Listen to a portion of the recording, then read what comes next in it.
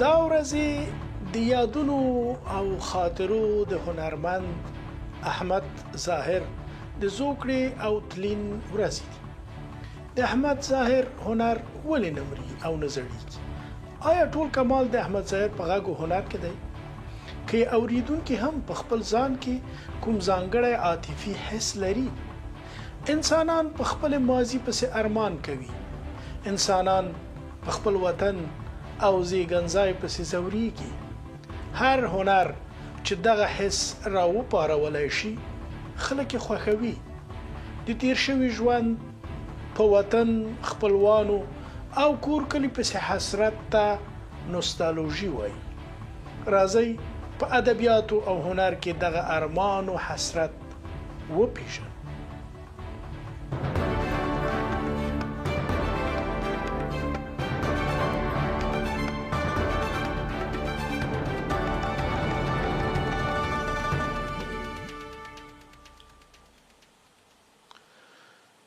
خدایا څه شول هغه ښکلي ښکلي خلک، په ظاهر په باطن سپین سپیڅلي خلک.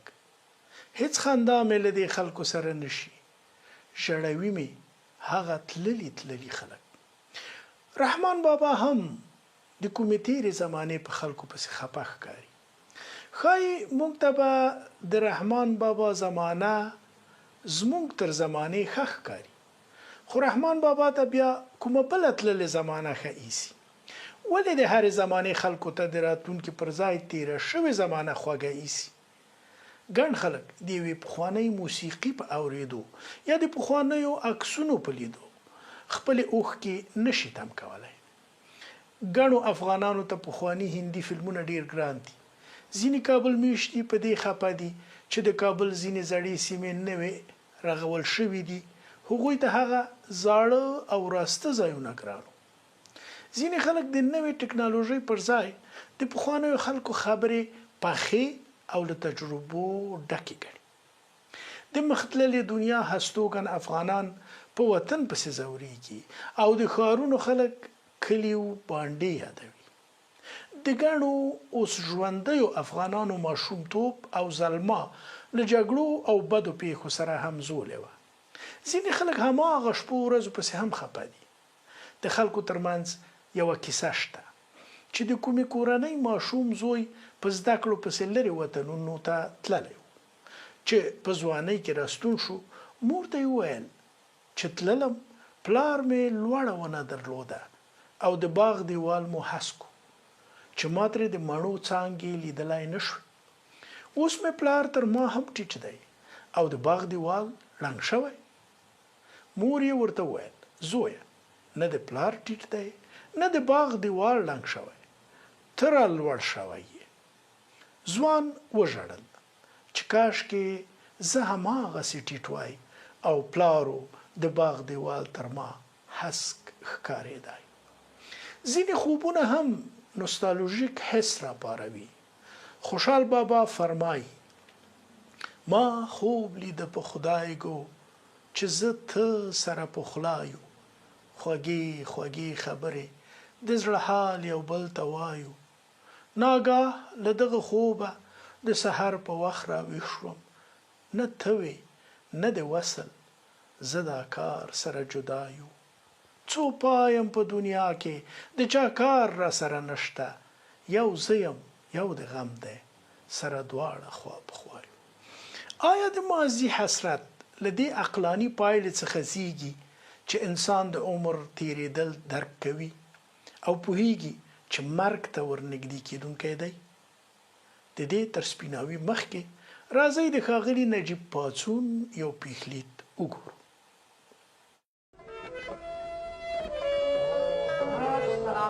السلام علیکم استاد. کلونه بدلیږي،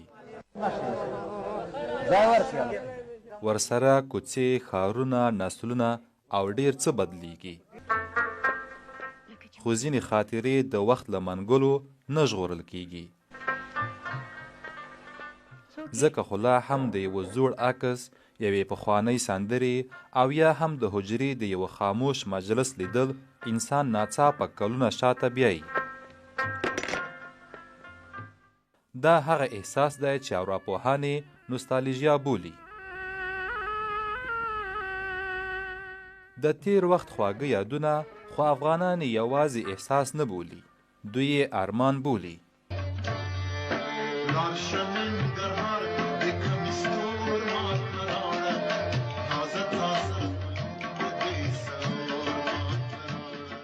لکه د احمد ظاهر دا غږ چې یوازې سندره نه ده، د نسلونو خاطرې دي. د هغو شپو یاد دی چې سندرې به د خلکو د ژوند برخه وي، نه یوازې د تفریح وسیله. زما پټول محفل سلام دے مستی منگے بروڑے دے. همداراز د استاد اولمیر، ګلزمان، میرمن قمرګلې، خیال محمد او لسګونو نورو هنرمندانو نغمې نن هم خلک له خپل تیر ژوند سره تړي.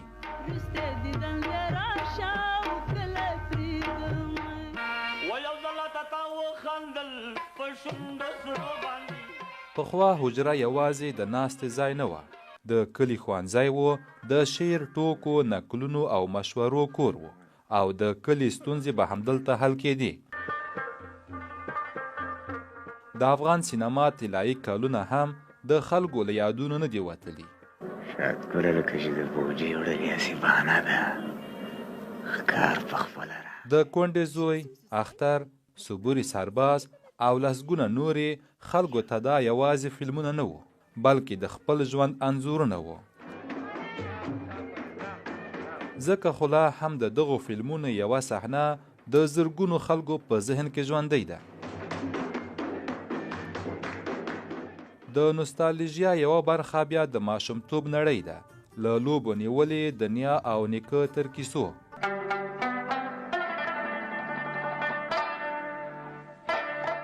خو اوس یې تر ډېره ځای موبایل او سکرین نیولی.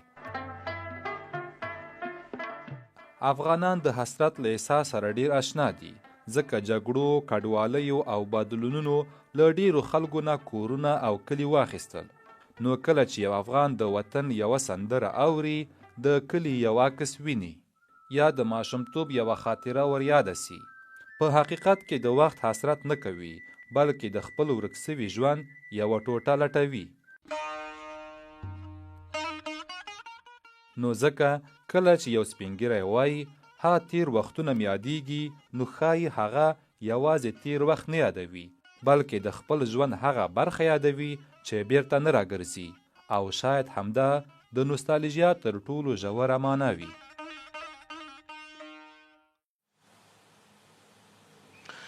نن به په پښتو ادبیاتو په تیره بیا شعر کې د ماضي د حسرت حس له خپلو درنو میلمنو سره واورو، او پر دې به خبرې وکړو چې نوستالژیا یا د تیرې زمانې حسرت او ارمان څنګه او ولې رامنځته کیږي. له موږ سره میلمانه دي د ښکلیو نوستالژیکو شعرونو شاعر، لیکوال او رسنوال ګران اجمل اند او د ارواپوهنې متخصصه قدرمنه میرمن وحیده اکبرزی. دواړو درنو میلمنو ته ښه راغلاست وایم. درنې اکبرزی، تاسو نه به پیل کم چې نوستالژیا راته تعریف کوي، دا څه شی ده؟ آیا دا په لاشعور کې زموږ د تیرې زمانې رسوبات او فوسیلونه دي؟ ولې ورسره مخ یو؟ آیا تنه موږ ورسره مخ یو که د ټول انساني جامعې او انساني افرادو خصوصیت دی؟ روانشناسي څه وایي؟ ډیره زیاته مننه. له سلام او احترامات نه وروسته زه باید دا ووایم چې روانشناسي ارواپوهنه په دې هکله په ډیرو پخوا وختونو کې کله چې روانپوهنه نوې رامنځته شوې وه، نوستالژیا یا د تیر وخت غوښتنه، د هغې هیله او خواهش یو اختلال بلل کېده. خو دا اوس داسې نه ده، له اختلال نه ډیره لرې خبره ده، بلکې نوستالژیا په ډیر لنډ تعریف په ارواپوهنه کې دا ده چې sentimental longing for the past، یعنی دغه درې لغته، یعنی چې د هغو شیبو چې موږ ته ارزښت لري د هغه عمیقه غوښتنه په اوس حالت کې د تیر وختونو. نو دا په ارواپوهنه کې یوه مثبته پدیده بلل کېږي. دا نه یوازې چې موږ ته احساسي ارامتیا راکوي، بلکې دا موږ عزت نفس یا حرمت نفس چې کوم ورته وایي سلف استیم دې ته تقویت ورکوي، او هم د هویت په شکلګیري کې موږ سره کومک کوي. البته هغه خلکو سره چې له خپلو ځایونو نه یا له خپلو ملکونو نه یا له خپل کوم ځای چې دوی ورسره تعلق درلوده او اوس نه لري یا ترې نه لرې دي، د هغو خلکو لپاره دوی نږدې ساتي له خپل هویت سره. او داسې ډېر نورې مثبتې کړنې لري په ارواپوهنه کې چې که وختي زه به دې ته اشاره وکړم چې کوم داسې شیان دي. سمه ده؟ بیرته به تاسو ته راشو. نوستالژیا ډېر ښه. بیرته به تاسو ته راشو ځکه چې دا بحث ډېر په زړه پورې دی او لیدونکي به برخه وګوري. ان صاحب ته به راشم. ان صاحب، تاسو د غره د چینې د دیرو د یخو او د واورینو څوکو د ځنګل د کروندې د کلي په شاعر مشهور یاست. سره له دې چې ډېر وخت مو په لویدیځ کې تیر کړ، په ښار کې مو ژوند وکړ، دا څه دي ستاسو په شعرونو کې؟ دا څنګه تاسو مجبوروي چې د هغه ژوند په اړه خبرې وکړئ چې شاید ستاسو د ماشومتوب او زلمیتوب خوږې شیبې در په یادوي؟ البته چې په نننۍ خپرونو کې به تاسو نه دا هغه شعرونه هم اورو چې تاسو یې د یو نوستالژیک یا د تیرو هیرو خاطرو په شاعر پیژندلی یاست. خپل حس مو څه دی؟ مننه لیوال صاحب. کور آباد. زه فکر کوم چې هنر د شیبو انځور دی، او د شیبو انځور د شیبو یوه لویه برخه هغه ده چې تیر شوي دي. راتلونکي ته یوازې هیله کېدلی شي، یوازې ته یو ارمان کولی شي، یوازې یو تصور کولی شي. خو تیرې شیبې د شاعر او هر هنرمند سره یوازینی کره او پاخه مواد دي چې شته دی. په شعر کې لږ تر لږه که پښتو شعر وګورو، زښته زیات برخه د تیرې زمانې حسرت یا همدا نوستالژیا نیولې ده. مثلا حمزه بابا چې کله وایي چې بیا د محبت بادونه راوله، بیا د محبت بادونه راوله، بیرته مې د ژوند نبضونه راوله، بیا مې د کتاب پاڼه راواړوه، بیا مې هغه تیر بابونه راوله، ستا په لاس کې واګې د وختونو دي، بیرته مې د ژوند وختونه راوله. خدای مې دې نه غلطوي، دا شعر رانه غلط شوی. خو په پښتو شعر کې دا زه فکر کوم ما خپله دا څومره شعرونه چې ویلي دي، یو خو احساسات ډېر قوي دي په تېره زمانه کې. د تا د ماشومتوب احساسات، لکه مخکې چې تاسو په خپله مقدمه کې یادونه وکړه، لکه پاڅون صاحب چې یادونه وکړه، لکه دې اغلې چې یادونه وکړه، ماضي سره د تا ایموشن او احساس تړلی دی، او احساسات تر ټولو پیاوړي دي. د ماشومتوب رنګونه دي، ماشومتوب سندرې دي، زلمیتوب سندرې چې تا لیدلي دي، یا نور داسې څه چې تا حس کړي دي. یو بل شی چې جالب دی هغه دا دی چې ضرور نه ده چې هغه شیبې دې همدومره ښکلي واوسي یا هغه وخت دې همدومره ښکلی او ښه وي، خو د تا احساسات او تا سره چې کومې خاطرې دي یا یادې دی، هغه تا ته په یو ډول باندې د هغې شیبو ته ښکلا ورکوي. بل خبر دا ده چې د هنرمند لپاره یا د ما لپاره چې زه کله شعر لیکم، زه په دې پوهېږم چې هغه خاطرې یا هغه فکر یا هغه نوستالژیا احساس چې زه لرم، د ما اورېدونکی یا مخاطب دا د مخاطب سره د کنکشن یا اتصال یوه ډېره ښه او په اصطلاح اسانه لارم ده، ځکه هغه هم په ورته ډول احساس کوي. او کله چې هغه ته ته د یو شعر، یوې سندرې او یا یو بل هنري ټوټې په وسیله تېرې خاطرې رایادوي، ته په یو ډول باندې خپل مخاطب له ځان سره تړي او له ځان سره یې بیولی شي. ډېره زیاته مننه ان صاحب. بیا چې درته راغلو له تاسو نه به یو ښکلی نوستالژیک شعر اورو. میرمن اکبرزی، تاسو د خپلو تیرو خبرو په دوام چې کوم موارد څنګه نوستالژیک حس په انسان کې ژوندی کوي، د دې ترڅنګ دا هم راته ووایي چې آیا دا له لاشعوري پیښو سره کومه اړیکه لري؟ حتی ځینې ارواپوهان وایي چې په قومي ناخودآګاه کې یا په ګډه ناخودآګاه کې هم ریښې لري. کېدلی شي یوازې زموږ شخصي تجربې نوستالژیکې پارونې یا ولولې رامنځته نه کړي، بلکې حتی زموږ د نیکونو او اناګانو احساسات هم له موږ سره وي او زیرمه شوي وي او یا وخت سر راپورته کړي. دا څومره علمي ده؟ مهرباني. بالکل بالکل. د خپل خبرو په ادامه سره به ووایم او تاسو پوښتنې ته به هم ځواب درکم چې تاسو مخکې پوښتنه وکړه چې دا آیا ټول خلکو ته کیږي که یوازې موږ تاسو کیږي؟ نو نه، دا ټول خلکو، ټول انسانانو ته کیږي. په دې کې جنسیت، سن و سال، نژاد هیڅ مطرح نه دي. ټول دا یونیورسل ده، یعنی جهانی خبره ده. هر چاته دا حس راځي او تجربه کوي او دا د تحریکاتو په ذریعه رامنځته کیږي. دغه 5 حسونه چې موږ لرو، که موږ یو د عطر خوشبويي یا کوم بله خوشبويي حس کړو، نو دا موږ کوم خاطرې سره چې هغه تړلې وي، موږ ته هغه خاطره رايادوي.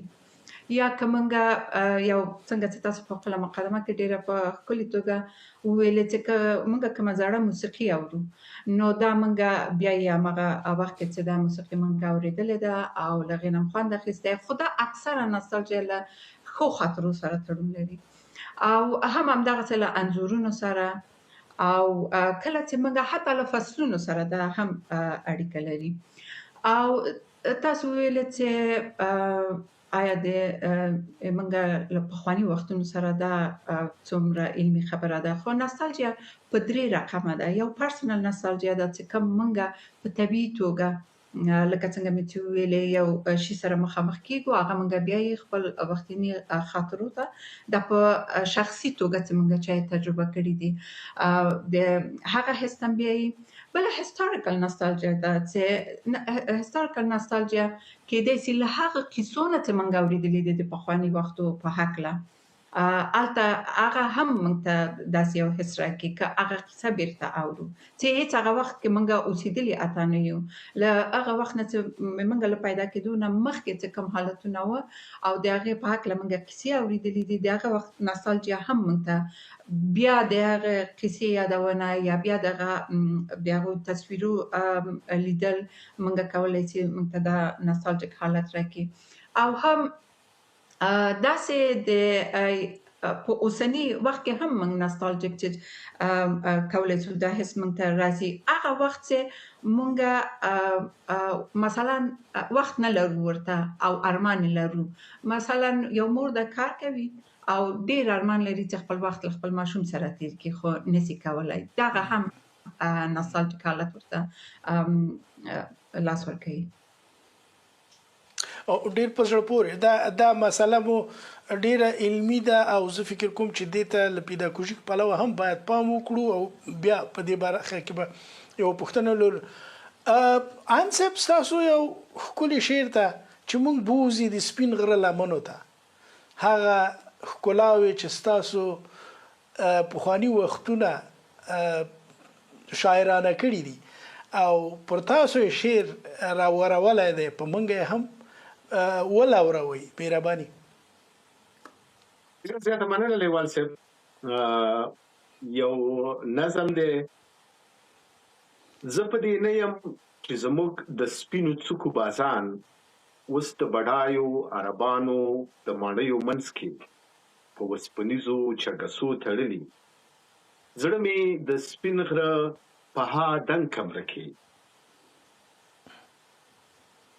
پر هغه ځاله سوځي چې له کلونو پکې څو سپینې هګۍ کمره په غېږ کې امانت ساتلي. کمر هره شپه چې شپه پخه شي د یو سپین باز الوت په خوب کې ویني. زه په دې نه یم چې هشنړی شپونکې د ترهګر په تور زندان وخوړ، کوچۍ د زړه په رنځ اخته شوه او رمه یې وچکالۍ واخیسته. خوا مې په زوړ شپاله کې یوې ډډې ته په ګرد وهلې شپېلۍ تکه شنه ده. زه په دې نه یم چې موده وشوه ویاله له غره نه جنغوزي نه راوړي. زه دا هم نه پوښتم له هېچا ځلې چې زموږ د کلي خلک چیرې ولاړل. زه په ځان هم نه یم، دا به هم نه وایم چې ډېر یوازې شوی یم. دا به هم هېر کړم چې ولې مې د خپل جومات اذان نه اورم. دا به هم نه وایم چې هېڅوک نشته څو خپل تازه غزل ور واورم. له دې هم نه ژاړم چې ډېره موده داسې څوک نشته چې تر څنګ یې تېر شم. زه پرې سلام واچوم او دا وعلیکم وایي. زړه مې د خپل کلي په رود خوږېږي. ډېره موده وشوه له شرنګ سره یې د یو چا مستې ټپې نه خوړله.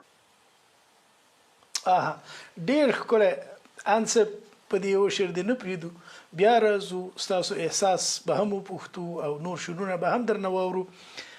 میرمن اکبرزۍ، ډېر ځله لیدل شوي دي حتی هغه چې ډېر ځان ته سخت زړی هم وایي، په افغاني او شرقي جامعه کې خو د نارینه دپاره ژړا شرم ګڼل کېږي، اما ډېر ځله مو لیدلی دي چې موږ پټ ژاړو یا یوې پارچې موسیقۍ ته یا د یو تورو سپین عکس په لیدلو او یا هم د هغو یادونو په یاد چې شاید د خوبونو غوندې مو په یاد وي، حتی خوبونه مو هم ژړولی شي. ژړا څه شی ده؟ ژړا د انساني وجود څه ډول یو عکس العمل ده او ولې کله کله نوستالژیا دومره ژوره شي چې موږ په خوږه ژړا مجبوروي؟ بالکل بالکل دا تجربه موږ ټولو کړې ده، که ښځه ده که نر ده، چې یوازیتوب کې د یو سندرې په اورېدلو سره موږ ته ژړا راځي یا کومه خاطره موږ ته رایادېږي، نو د هغې وختونو په ارمان ژړا راځي. نو د روان ارواپوهنې له لحاظه موږ د ذهن لیولونه چې کوم دي یا کوم دغه طبقې چې کوم دي په درې حصو تقسیم شوي دي. دا اډ، ایګو او سوپر ایګو ورته وایي. دا د سیګمنډ فروید تیوري ده. په دې کې دغه اډ چې کوم ده، که تاسو یې داسې یو غر په نظر کې ونیسئ او دا د غر څوکه له اوبو نه پورته وي، نو ټول غر د اوبو لاندې وي.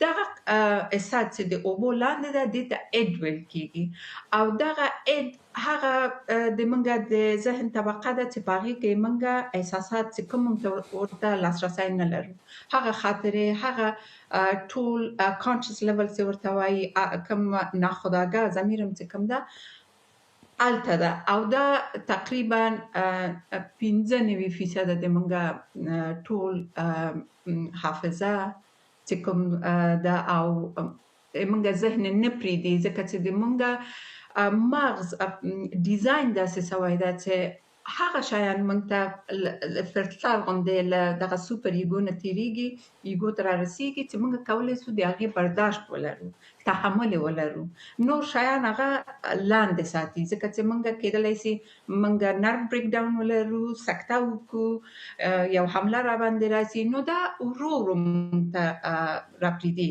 او همدغه له لحاظه بعضې وخت موږ ډېر عجیب غریب خوبونه وینو. هغه خوبونه هم خپل هماغه موږ ناخودآګاه ضمیر سره تعلق لري.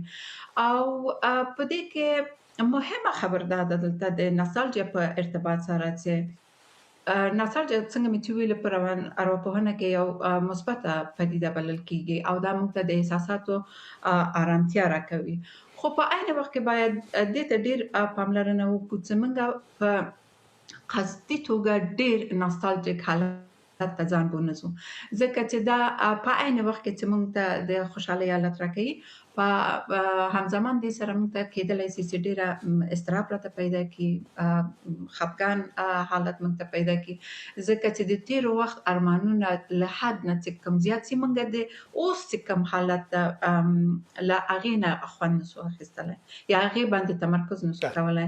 یو ارواپوه د جرمن چې په امریکا کې اوسېږي، اوسنی معاصر فلسفر ده، د هغه نوم ایټال کولی ده، او هغه داسې یو کتاب لیکلی ده په نوم د پاور اف ناو، چې موږ د دغه کومه شیبه چې ده د موږ ټول ژوند په دغې پورې تړلی ده. انسان څنګه مې چې ویل مغز یې دغسې ډیزاین شوی ده چې د تیر شوي شیان پکې ثبت دي، یوازې په مغز کې نه بلکې په ټول وجود کې هم ثبت دي، خو مغز په دې کې ډېر رول لري، او هم د راتلونکي موږ سره اضطراب یې د که څه هم پلان ورته لرو، همیشه د دې تشویش موږ سره وي چې آینده کارونه به څنګه کېږي، خو په دې حال کې موږ چې نن کومه ورځ ده هغه له لاسه ورکوو.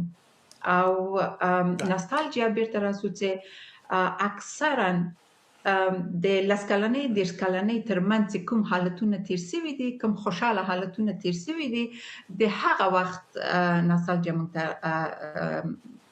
موږ تجربه کوو، او هغه یې دې لپاره چې په دغو کلونو کې موږ خپلې ډېرې لاسته راوړنې لرو، او هم لس کلنۍ کې تر 18 کلنۍ دې پورې موږ دونه مسؤلیتونه نه لرو، یو خوشحاله ژوند لرو، یو ښې خاطرې لرو، په کور کې موږ ټول نازوي، په مکتب کې یو ښه له مسؤلیت نه بغیر ژوند او تفریح او سپورت او هر شی هغه وخت کې کېږي، او حتی دا سندرې چې موږ اورو ډېر په ځوانۍ کې اورو، او دا موږ حافظې ته سپارو، نو د دغه شیانو یادول موږ ته دا ناصالجیک حالت راکوي.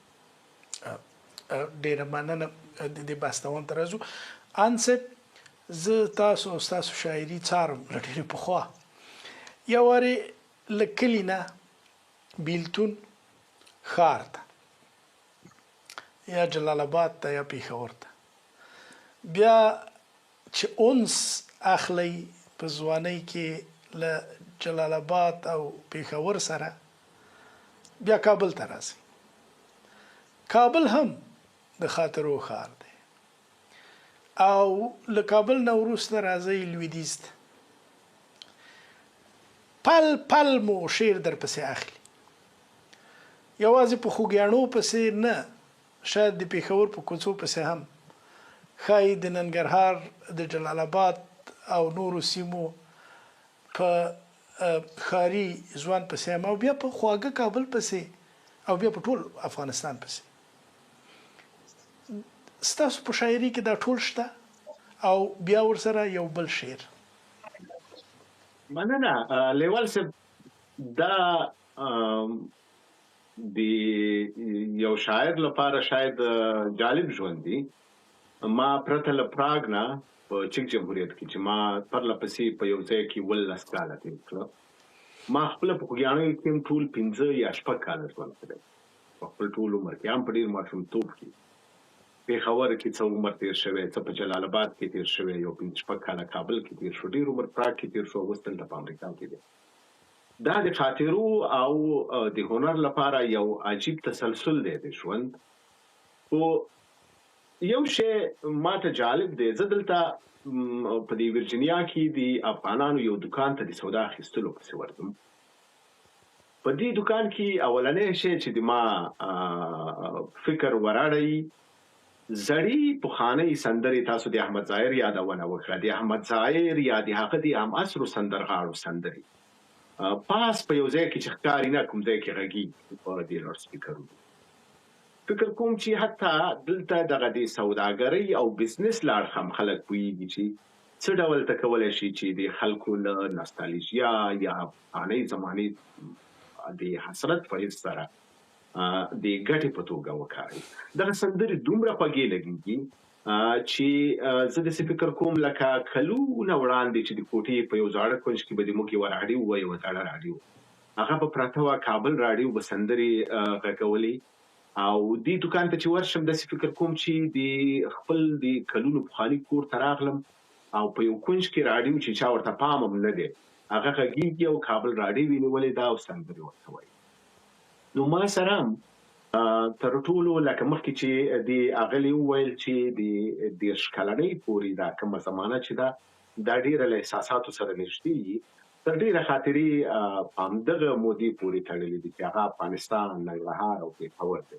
مثلا کله چې زه له ننګرهار نه له پېښور نه کابل ته راغلم په هغه وخت کې مې یو شعر لیکلی و نور خو به نه یې رایاد کړو هغه د پېښوریانو په اصطلاح باندې مې لیکلي و چې وخت به لګي چې به رنګ د کابل اخلم ډېر خویونه مې اوس هم د پېښور دي. بیا چې له وطن د سړی رالرې شي ټول وطن ورته یو واحد تصویر شي هغه سیمه ورته ټوله یو تصویر شي یو فکر لري. مثلا د غره چینی دا د ما د سپین غره په لمنو کې د ژوند له خاطراتو سره تړلي دي. زه په یو غزل وایم چې له همدغسې خاطرات نه راجوړ دی او د رنګونو دښمنان را سره وران یو مهالو ګلابونه مې یاران وو. هغه وخت کې د غره ډېر خلک مین وو څو کسان د دې بدرنګ تیر موریدان وو خو یاران مې د طوفان په شپه معلوم کړل چې زه ونړېدم دوی رانه روان وو. څو د سپین غره هلکان وو چې تر ډېره د دې ښار په څراغونو بدګمان وو. پاس په غره کې د ان لویه پاچاهي وه څو نرګس او څو قاټونې وزیران. ډېر عالي ډېر عالي. نور شعرونه هم درنه اورو میرمن اکبر صاحب. انصب وایي هغه وخت ډېر خلک مینو مینه که هره مینه وي زه فکر کوم د انسان تر ټولو عاطفه پارونکی زخم او کمزوري مینه ده. موږ ته خپل مور و پلار خپل کورنۍ لومړي غړي او بیا په زلمیتوب کې هغه مینه چې موږ په اول ځل اورېدلو تصور کوو یعنی انساني مینه. دا زه فکر کوم چې موږ عمره چې عواطف او احساسات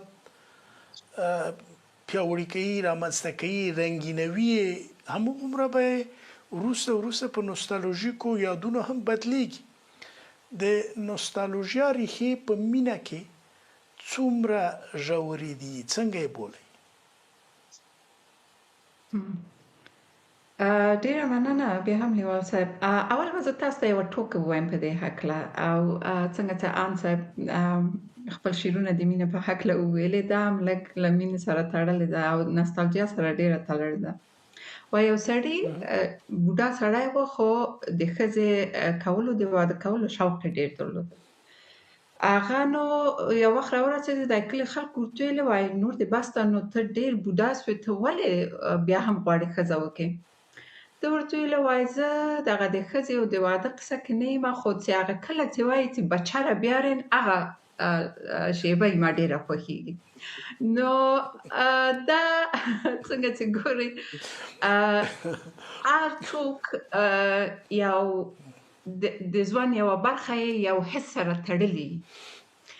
د منګه د هر رفتار سره د منګه هر کار سره یو احساس تړلی ده او احساس ده چې منګه په وجود کې پاتې کېږي. د احساساتو له کبله منګه د خفګان مرض اخلو کنه خو یو حالتي د غم یا د بدبختي تیر سوی او اوس پوهیږو چې هغه شی ختم سو لاړو مثلا که یا رابطه واله بینه لاړه یا مثلا یو انسان هم له لاسه ورکړو خو دا نه موږ لاس نسو په اسانۍ پرېمېدلی. دا له موږ سره وي ځکه چې دا موږ له احساساتو سره تړلی.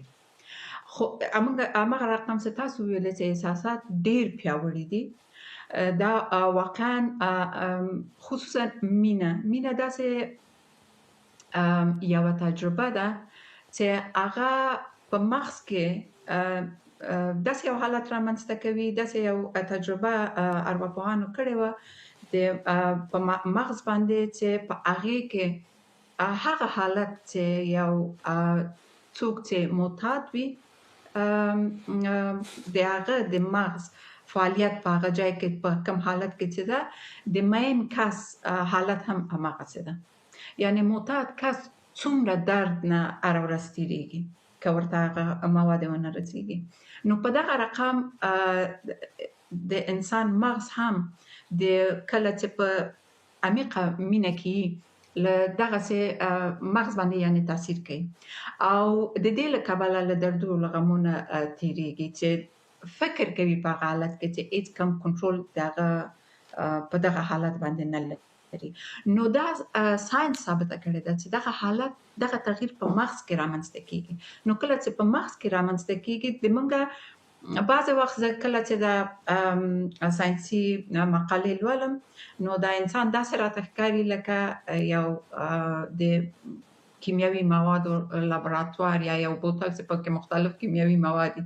که دغه د کیمیاوي موادو بالانس لږ له بینه لاړ شي یا کم شي یا زیات تناسب له بینه لاړ شي نو انسانان مختلف د دې لپاره وایي چې انسان هر یو کس مستثنا ده یا منفرد ده یا یو له بله توپیر لري.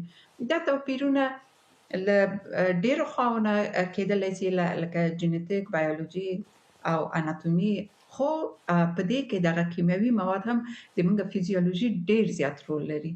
نو له مینې سره واقعا په مغز کې تغییرات راځي، د موږ په هورمونونو کې تغییرات راځي او د هغې له کبله د موږ په احساساتو کې تغییرات راځي.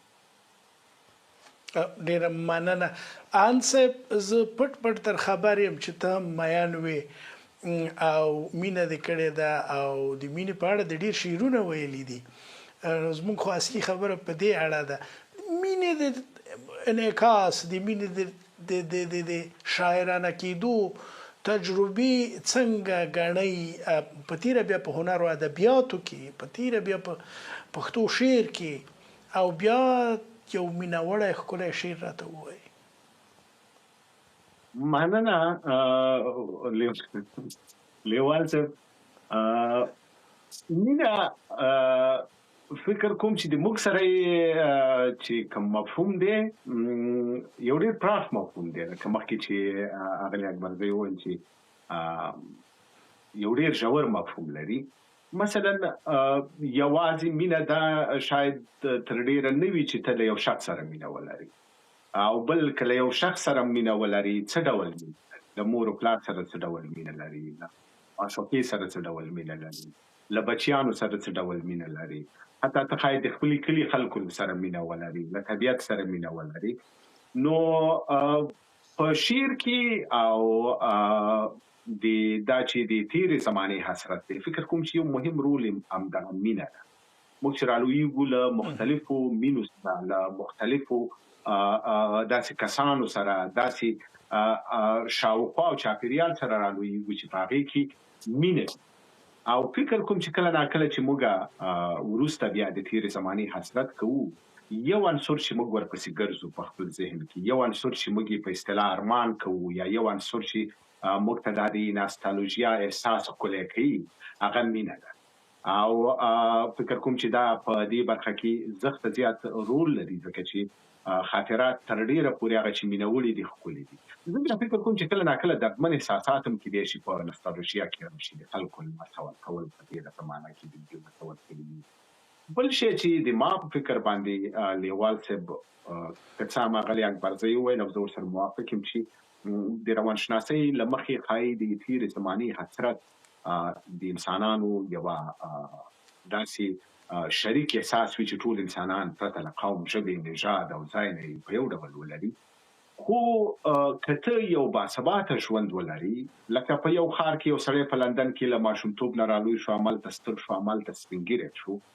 زه د احساساتو یا د یو شاعر له نقطې نظر نه، البته د ساینس او روانشناسۍ له نظره پرې نه پوهېږم، فکر کوم چې د تېرې زمانې د حسرت یا ناستالژیا احساسات به هومره پیاوړي نه وي، یا به هومره خواږه نه وي، یا به هومره ترخه نه وي څومره چې د یو افغان احساسات کېږي. موږ خصوصا د تېرو 40-45 کلونو نسل چې دی، لکه ما چې یا تاسو چې مخکې د ما د ژوند یادونه وکړه، موږ دغسې له یو ځای نه بل ځای ته تللي یو، او باثباته ژوند هم نه دی لیدلی، له خپلو کورنیو نه، له خپلو دوستانو نه بېل شوي یو. نو یو خو دا دی چې موږ د تېرې زمانې لکه نور انسانان چې د تېرې زمانې احساس کوي، لکه نور انسانان چې د تېرې زمانې حسرت دی، دا دی. دویمه دا ده چې موږ ډېر څه له لاسه ورکړي دي. مثلا وطن یو لوی ارزښت دی، وطن یو لویه معنا ده. هر څه چې ولري د دنیا هر ګوټ ته چې لاړ شي، ما داسې کسان په دې غرب کې وکتل چې 80-80 کاله یې دلته تېر کړي، 10 کاله یې وطن کې تېر کړي، اوس هم دوی د دې ځای نه دي شوي او فکر کوي چې دوی د بالاخره به وطن ته ځي، او وطن د دوی دپاره یو ستر ارزښت دی. فکر کوم د افغانانو له دغه د تېرې زمانې حسرت هېڅ له دې پلوه هم پیاوړی دی چې دوی یو ډېر بې ثباته ژوند درلود. یو سړی په کابل کې اوسېده، کابل کې جنګ شو، لاړو اطراف کې اوسېدو، پس پېښور ته راغلو، خارج ته راغلو. دا د افغانانو لپاره په دغه د تېرې زمانې د حسرت احساساتو په پیاوړتیا کې ډېر لوی رول. زه بیا هم درته یو شعر ووایم. ما ورته کله ناکله چې په شعرونو بحث کړی دی، البته دا ډېر پخوانی شعر دی، له هنري اړخه به ډېر پیاوړی نه وي، خو تا د موضوع سره تړلی وي. مهرباني. زه چې په کلي کې وم، ښې ډېرې لنډۍ مې زده وي، زما اواز د کلي ټولو جنکو پېژانده. زه چې په کلي کې وم، رود مې د سندرو یارو، مستو څپو مې هم آهنګ د ترانو پېژانده. زه چې په کلي کې وم، ښه ډېره شوخي مې زده وه، مازدیګری به مې د باغ ونو کې پاس تېروو، چې پسرلی به شو او ونو به غوټۍ وکړلې، منې چې څانګو مې پر سر د ګلو لاس تېروو. زه چې په کلي کې وم، ډېرې ژبې زده وې راته، د چینو ژبه، د نښترو ژبه، د چینو ژبه، د نښترو د څېړیو ژبه. ما به له رود سره په غبرګ غږ کې سندرې ویلي، ما ته ویاده د بلبلو توتکیو ژبه. زه چې په کلي کې وم، ژمي کې حجره توده وه، د منګي ټنګ ته به نو زه هم د ستار شړی وم، او که خبره به د څڼو غورځولو راغله، نو په اتڼ کې هم په ډیرو کې د کار ژړی وم. زه چې په کلي کې وم، مست غوندې بنډار مې درلود، د شنه چلم په کټکټا به مې خمار ماتوو، چینې ته څیرمه د شنو بنګو د ځنګله له منځه، په یک قربان به مې د نجونو لوی کتار ماتوو. زه چې په کلي کې وم، اوړی به غرمه مهالې د چینار سویرې ته رڼو شګو کې خوب ونیوم، که به د مور خوږو نارو راپاڅولی نه وی، زه به د قاف غرو ته په اوبو د زلمیتوب وړی وم. عجیبه وه، خو په دې ډېرو کیسو نه پوهېدم. زه چې په کلي کې وم، ژوند لکه چینه ښکلی و، د پسرلي مازدیګري کې کوکنار ګل د کلي لکه له اوو رنګونو جوړه زرغونه ښکلی و.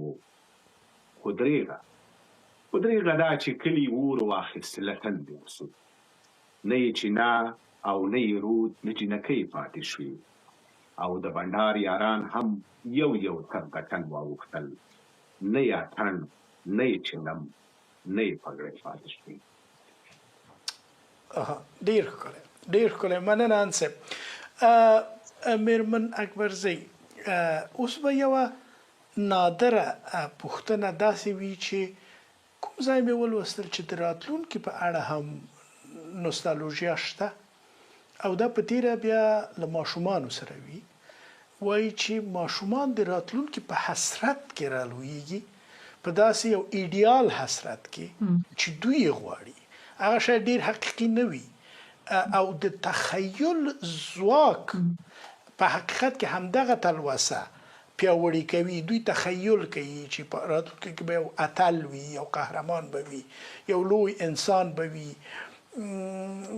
خپل دغه د لوبو توکي به بیا دا لویږي ورته، او دا به ورسره ژوند کوي، او دا په خپله یو ډول حسرت دی. آیا دا رښتیا ده؟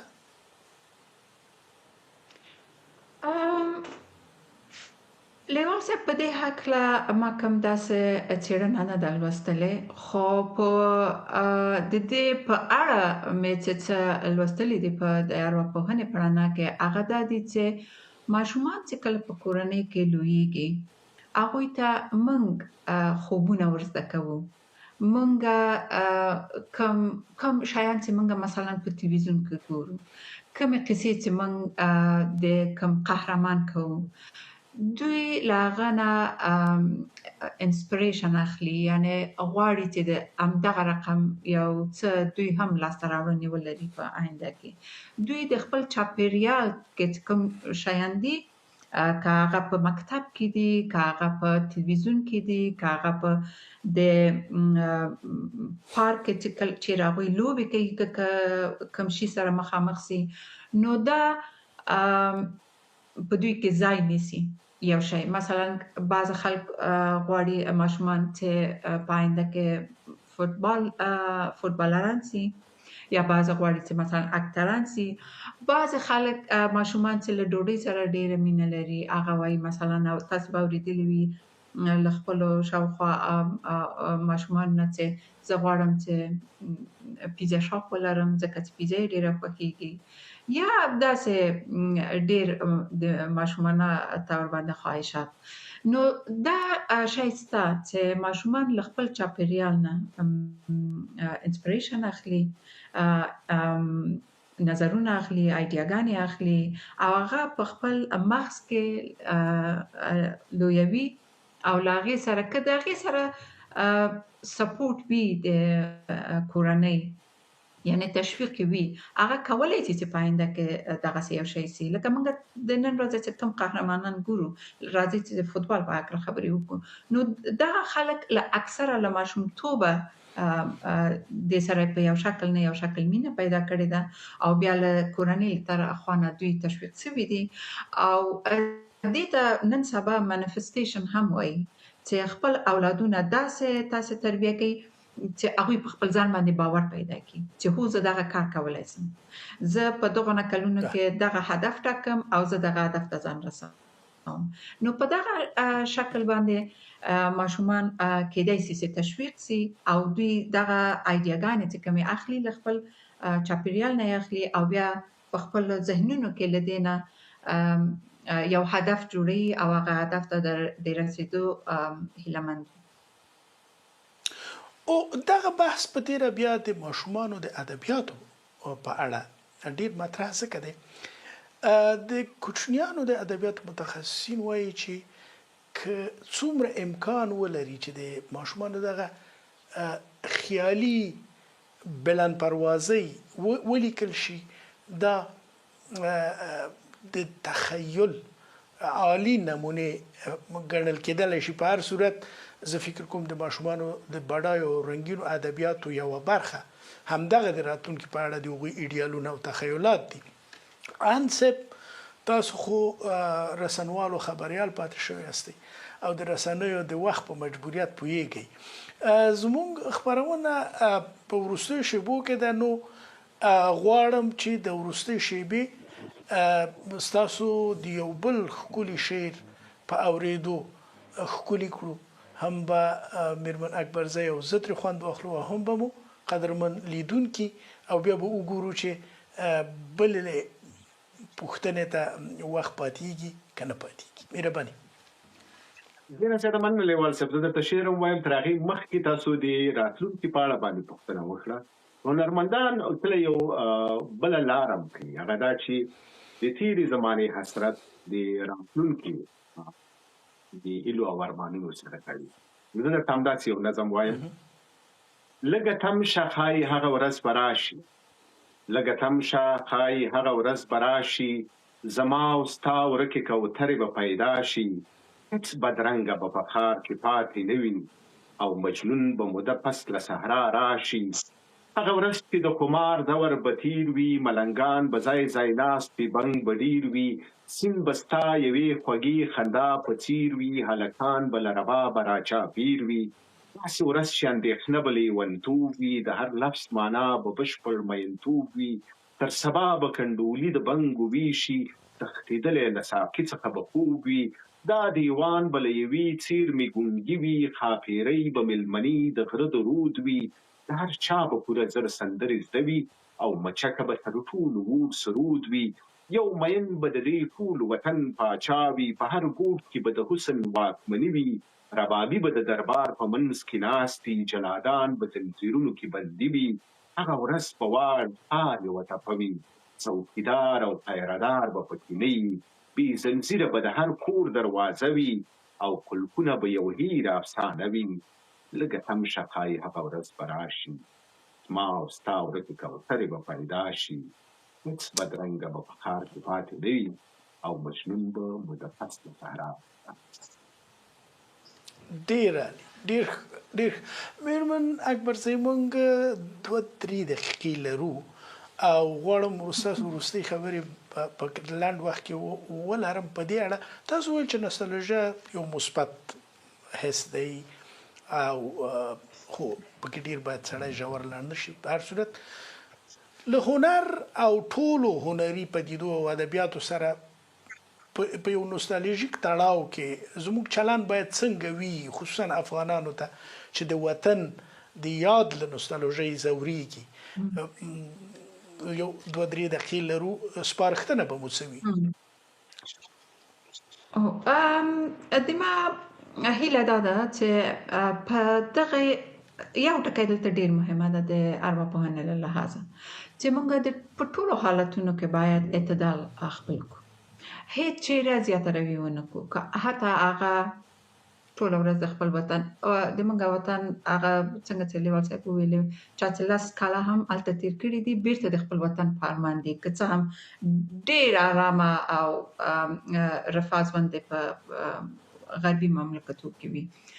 نو خبره دا ده چې هماغه رقم چې ما هغه کتاب ته مې اشاره وکړه، پاور اف ناو، یا د دغې شیبې قدرت او قوت، دا هم باید په نظر کې ونیسو او له حده زیات منګه د هغه شیانو حسرت ونه کړو چې په تېر زمانه کې موږ درلوده یا موجود و، او په دې باندې هم پوهېږو چې دغه اوس چې کوم وخت ده له نن نه به 50 کاله پاس چې کوم خلک دي د دغې شیبې ارمان به کوي. دا سلسله همدغسې ادامه لري.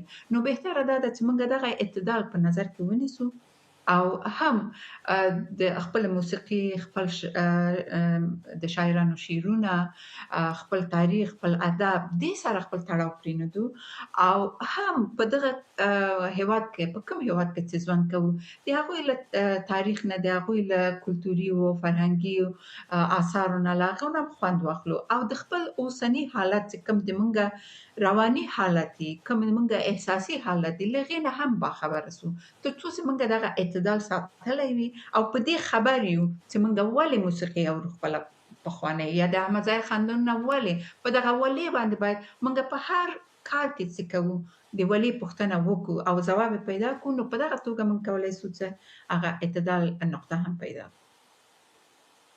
ډېره زیاته مننه مېرمن اکبرزۍ، ستاسو له علمي توضیحاتو او علمي سپارښتنو څخه. هیله ده چې افغانان د خپل فرهنګ او هنر د ساتنې، پالنې او له خپل هیواد سره، له خپلو تیرو زمانو او ژوند سره خپل نوستالژیک یادونه په مثبته توګه د خپل ژوند د پرمختګ لپاره وکړي. قدرمن انصب، ستاسو له ډېرو ښکلو، ډېرو نوستالژیکو، ډېرو خوږو شعرونو نه ډېره مننه. دا چې خپلې شاعرانه او هنري تجربې مو راسره شریکې کړي، یو ځل بیا مننه. زه باور لرم چې زموږ لیدونکي ستاسو له شعرونو سره ځانګړې مینه لري او ډېر به خوشحاله وي چې ستاسو شعرونه نن واورېدل. ستاسو له حضور، ستاسو له دلته زموږ سره له خبرو نه هم مننه.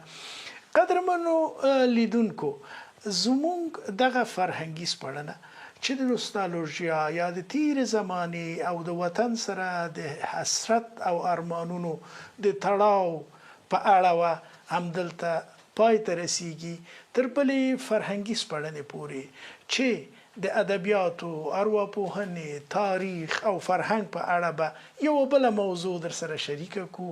تاسو په لوی الله سپارم. خدای مو مل شه، ورځې او شپې مو نیکمرغه او خوشحاله اوسه.